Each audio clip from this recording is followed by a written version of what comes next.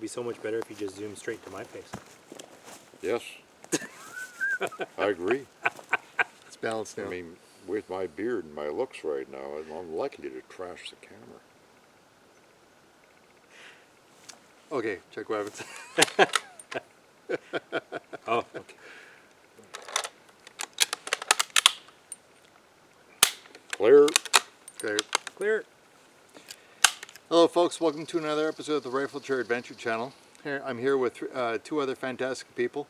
On your, I think it's your left, is Yodad, and in the middle is Tudenom, and on the right is just some other guy.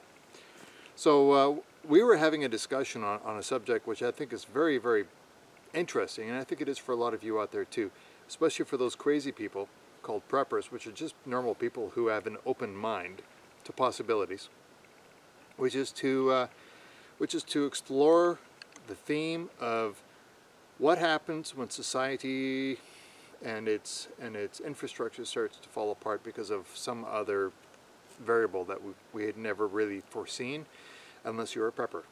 I'm not saying that are we preppers? No, we're wide open, and I think it's really important that we have considered possibilities, and if it did ever come about, we would be not in a state of shock and be able to act. Yeah. Okay. So, Yeah. in other words, we're just open-minded people. We're not necessarily crazy people out there that think that the end is nigh and all that different stuff. However, we are reasonable people that expect that it is on the plane of possibilities. You know, if certain conditions, reveal themselves. Anyway, so Well put. Well put. So we were discussing, and I think you might be into this subject as well, the possibility of if you could only grab one rifle and go, which one would it be? So you'll see in front of us we have a couple of different examples of the kind of firearms that we have in mind. Not necessarily the firearm that we would choose, but maybe just to use it as an example of something that on the train of kind of what we're thinking. So when it comes to a societal collapse, what is it that really comes in mind for you as to what you think would be the most plausible or reasonable thing that would happen? Well, as far as I'm concerned, if the economy was to take a stumble and a lot of people would be unemployed, the single biggest issue is the average debt load of every Canadian citizen. Mm-hmm. When you start hearing numbers like $1.77 for every dollar you make is your debt load, Mm-hmm. well, that worries me. I mean, every reasonable person should be able to think that, well, that's not right. I couldn't survive that. Doug? Oh, sorry. Yeah, I kind of see, well, Canada and a lot of Western countries in total, kind of see them as animals that haven't eaten for a while. They're a little skinny, the ribs are poking out a little bit, they're not robust. And all it takes is one, we could see a war, we could see maybe a particularly nasty disease. That's all it would take, where you've got 2 or 3 people out of 5 that are sick and can't work. That could be a major problem for us.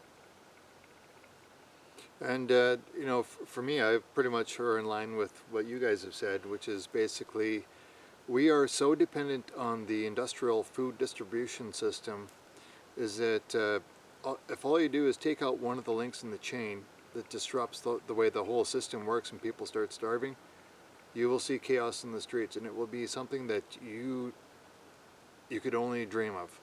All right, it's not something that you will be able to examine thoroughly in your own mind as to the depravity that people can go through when they're starving to death and what they will do in order to ensure their own survival. So the question is, and I mean, it's such a huge topic, and we try to narrow it down into if you could only grab one rifle, what would it be and why, and kind of start from there. So you kind of get the theme of what we're talking about when it comes to a societal collapse, and it could be something as big or as small as a major, a mega thrust earthquake where all the bridges are out, there's no food going to any of these small towns, and the towns need to subsist on their own. It could be in the middle of winter, for all you know. So you can only grab one rifle and go. Which one is it going to be? So let's open the floor to that subject. Starting with you, Yodad. This is a bit of a sweetheart. It started off life as a Mark V Lee Enfield, also known as the Jungle Carbine. And this was modified, I presume, shortly after the war. They did some stuff. They ran a saw right through here and carved a cheek piece and raised it. So the eyeball is right centered there. It's light. They took the flash arrestor off.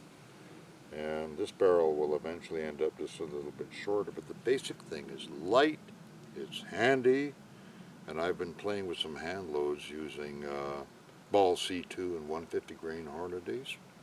It wants to plunk them into an inch, and it still needs some fine tuning. So light, handy, ready, and cheap available ammunition. And I got more brass to last several lifetimes. I'll probably pass some of it on to you. I'm a little bit concerned about appropriate bullets. I don't like the 150 grain entirely.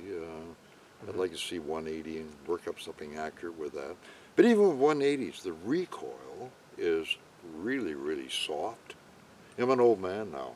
I don't like getting kicked by a mule on my shoulder every time I squeeze off. I think that pretty well covers it. But why specifically a Lee Enfield?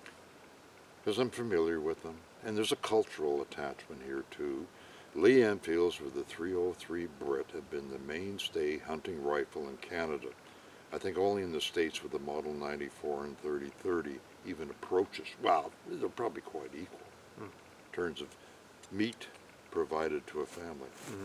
And they're almost, well, I hate to use the word bulletproof, but it's awful hard to break one of these. And 2 world wars in Korea probably tested its blood and guts too. Oh, Yeah, it's a proven rifle. Yeah, great platform.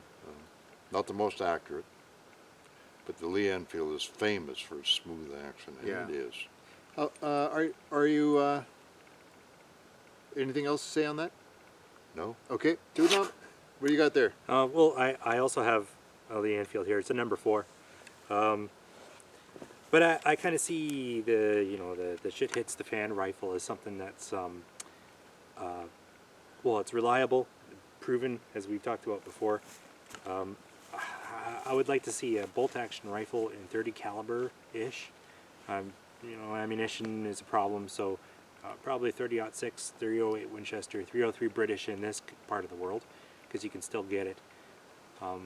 So reliable, tough, preferably have good iron sights on it, and if you don't, well, then a low power scope, 4 or less, something compact and easy to carry around. And yeah, the ability to send a bunch of rounds downrange is probably a good thing.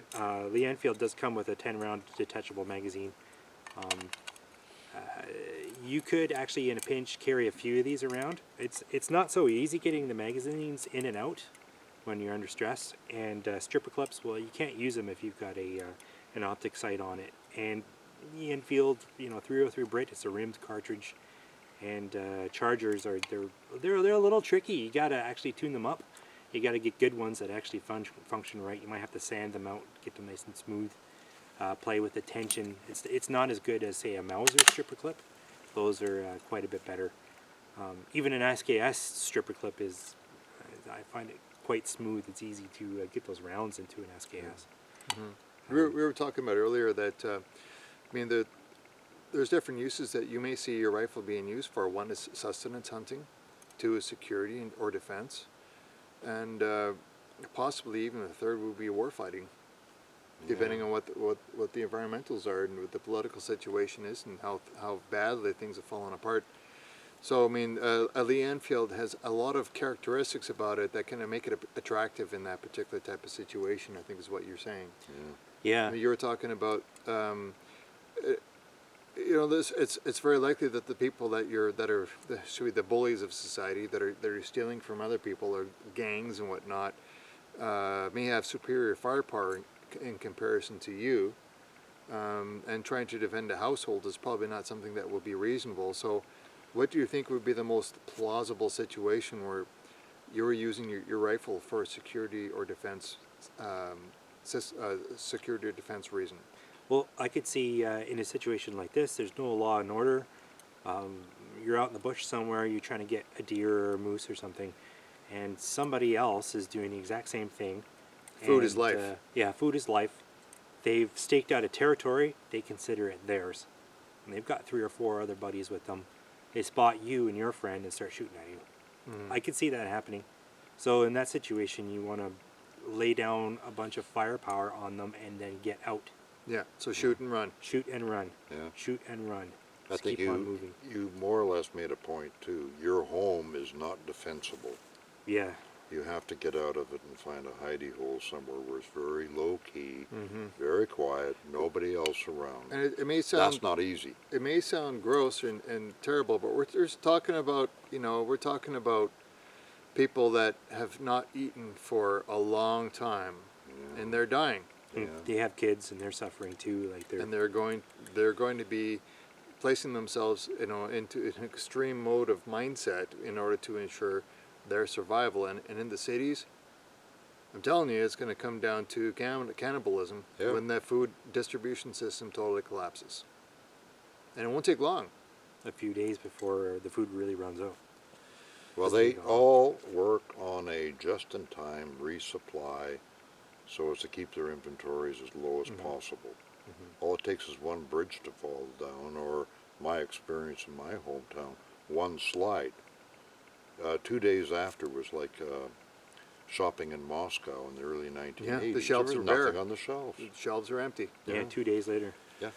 I know. I mean, we expect there's going to be a C-130 airdropping food into your town just to keep the scarecrows alive, but and that's what we would expect. We live in a modern, Western, civilized country, and we have resources at our disposal.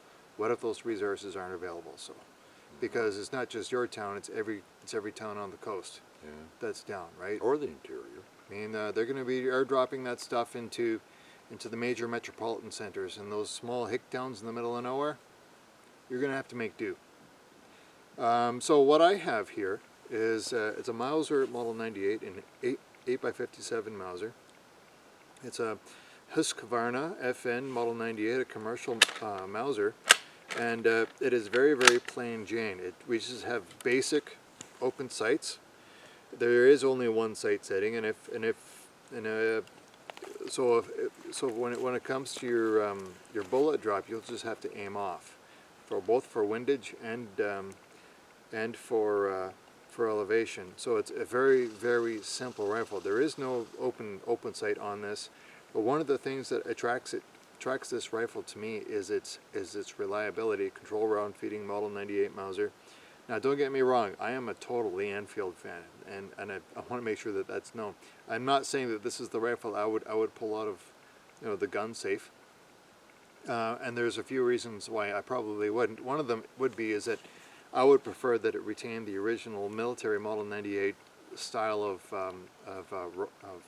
tangent rear sight, and I would also prefer that it had a stripper clip groove built into the receiver here, so I could do quick 5-round reloads.